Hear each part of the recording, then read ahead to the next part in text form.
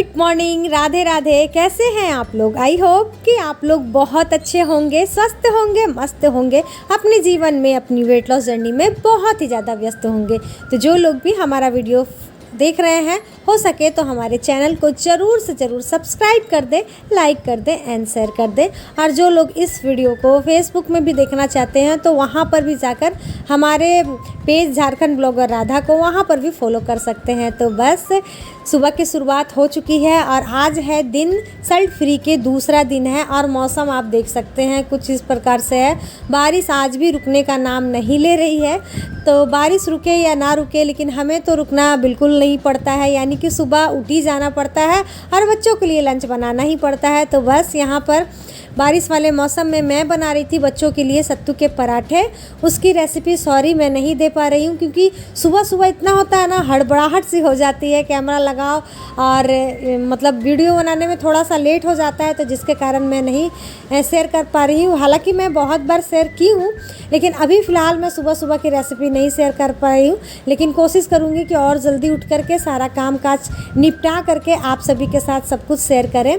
तो चलिए, यहाँ पर दोनों बच्चों का लंच पैक हो गया है और मेरा घर का सारा काम काज सब कुछ हो गया था। उसके बाद फिर ये रहा मेरा नाश्ता। मैं ले ली हूँ एक सत्तू के पराठे और साथ ही चना, जो कि मैं एक दिन पहले बनाई थी ना, यानी जिस दिन मेरा सल्ट फ्री डे था उस दिन मैं चना बनाई थी बच्चों के लिए, तो वो थोड़ा सा बचा हुआ था तो उसी को ही खा ले रहे हैं। और साथ ही आज किचन में ही खा रही हूँ, क्योंकि आप देख सकते हैं बहुत ज़्यादा पानी गिर रहा, बिल्कुल रुकने का नाम ही नहीं ले रहा।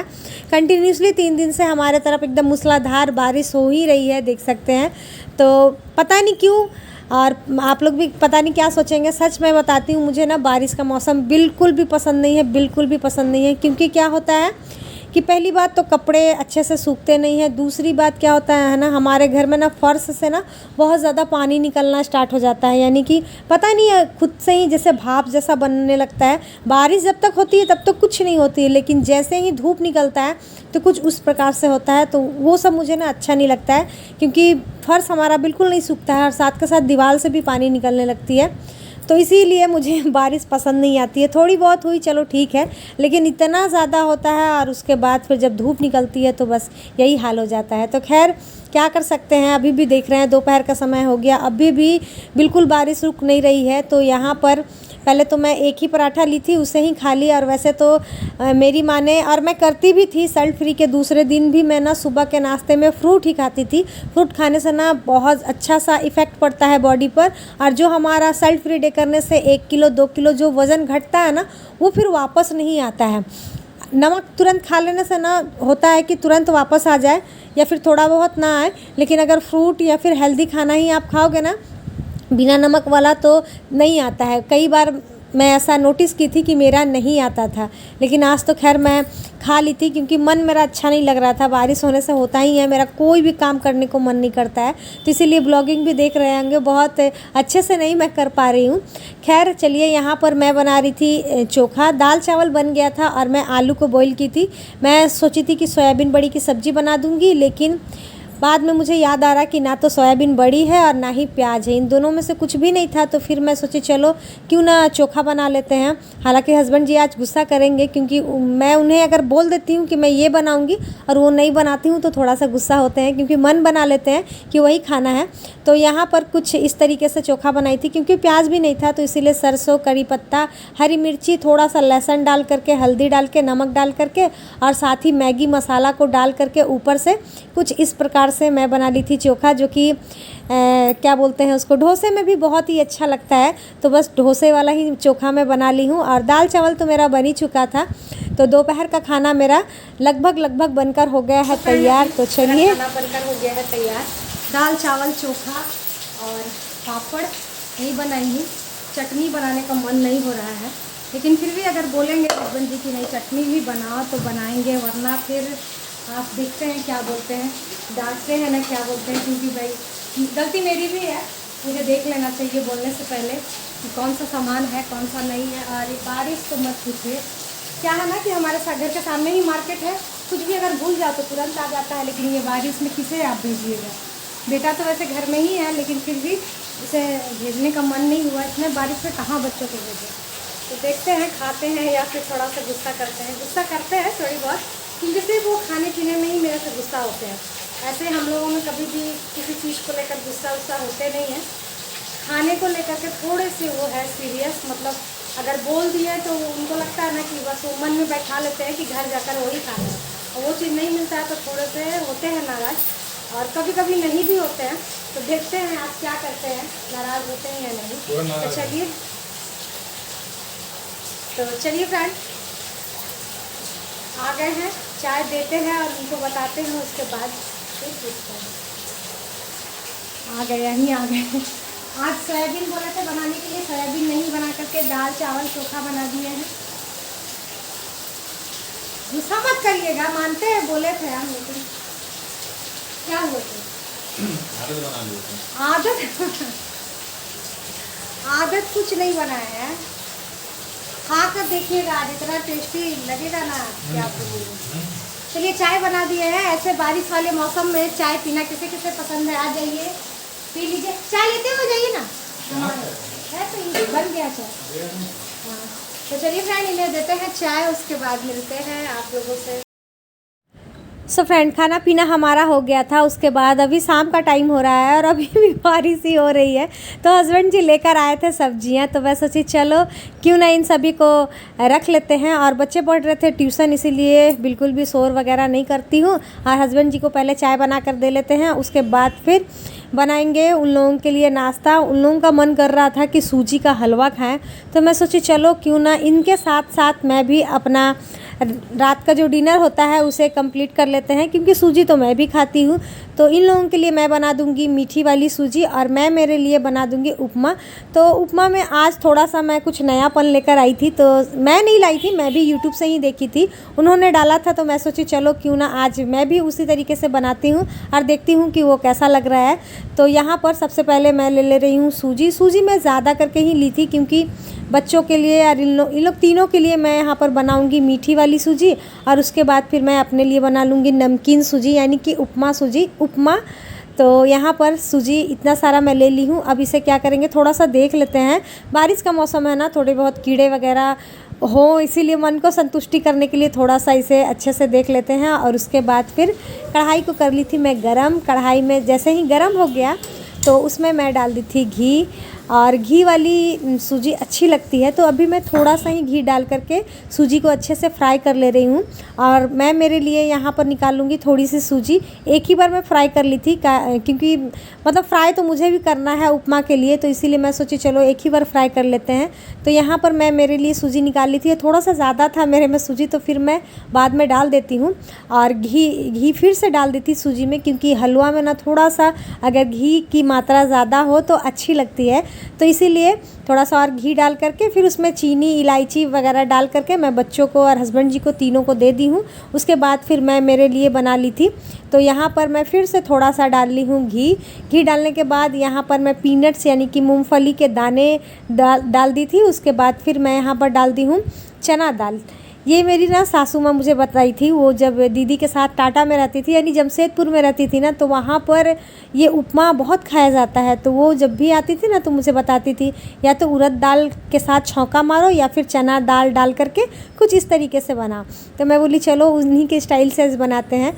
यहाँ पर मैं गलती क्या की थी ना कि मुझे ना पीनट्स जो था उसे पहले भून कर निकाल लेना चाहिए था, जो कि मैं नहीं निकाली। खैर कोई बात नहीं, चलिए उसी में बनाते हैं। तो घी में ही जो थोड़ा सा बचा हुआ था उसमें मैं डाल दी सरसों, उसके बाद करी पत्ता, और जो अभी हस्बैंड जी सब्जियां लेके आए थे ना उसमें गोभी थी, गाजर थी, तो इन सभी को भी छोटे छोटे पीसेस में कट कर ली हूँ। और प्याज थी, तो उन सभी को भी थोड़ा सा बोलते हैं ना सेलो फ्राई, यानी कि करंची टाइप पर, कि हम इसे भी अच्छे से चबा सकें। कई बार आप लोग कहते हैं कि दीदी सूजी खाएंगे तो इसे कैसे 32 बार चबाएंगे, खिचड़ी खाएंगे तो इसे कैसे 32 बार चबा सकते हैं। तो देखिए कुछ इसी तरीके का ना ट्रिक लगाना पड़ता है, तभी जा कर के आप अच्छे से च्यू कर सकते हैं। और मैं बता दूं कि आप लोग ये मत सोचिए कि इतना चबाना क्यों, चबा कर खाने से ना बहुत सारे बेनिफिट्स है। एक और बेनिफिट्स मैं बता दूं कि इससे ना हमारे स्किन में ग्लो आता है, और साथ ही जो स्किन का जो फैट होता है ना वो भी बहुत जल्दी कम हो जाता है। ये मेरा पर्सनल है, मैं ये देखी हूँ अपने आप में कि मेरे साथ मेरा फेस का फैट आप लोग देखते होंगे, मैं पिक्स इसीलिए डाल देती हूँ कि देखिए मेरा फेस फैट कितना था और कितना कम हो गया। कई बार जब आप लोग कमेंट करते हैं मेरे एज को लेकर पूछते हैं और फिर बोलते हैं दीदी आप इतनी एज की नहीं लगती हो, तो सच में बहुत अच्छा लगता है।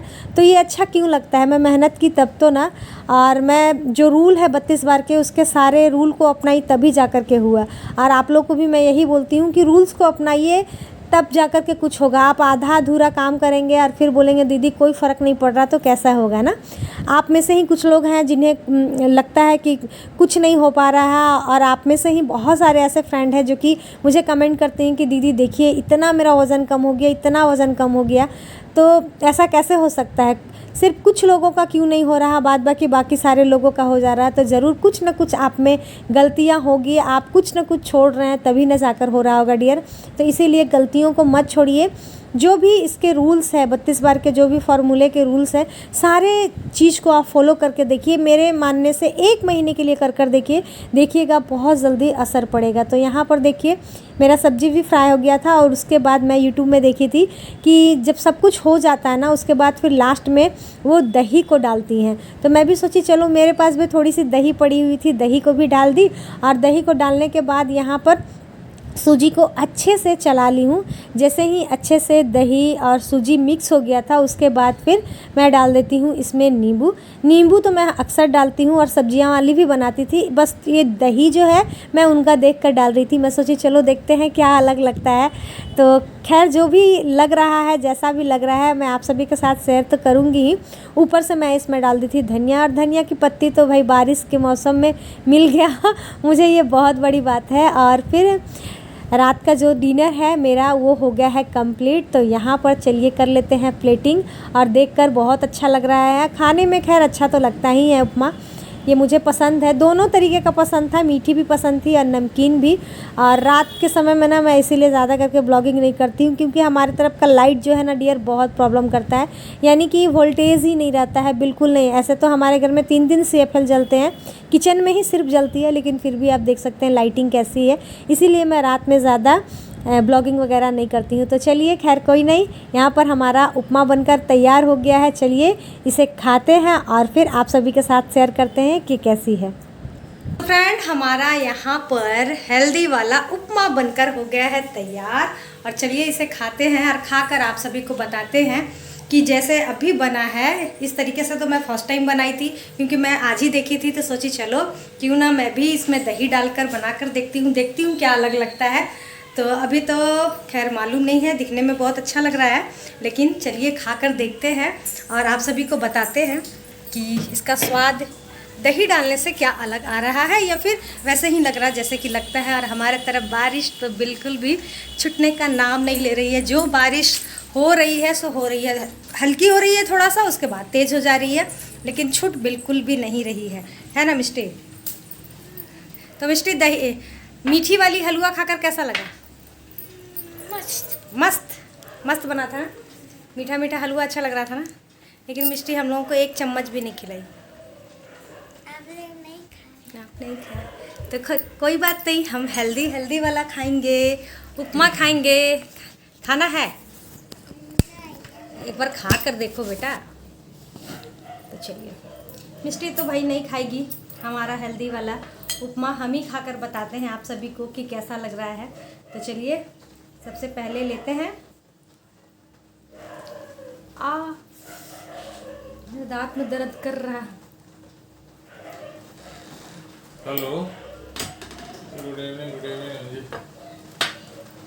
कहाँ है? अरे हम तो हाँ जी।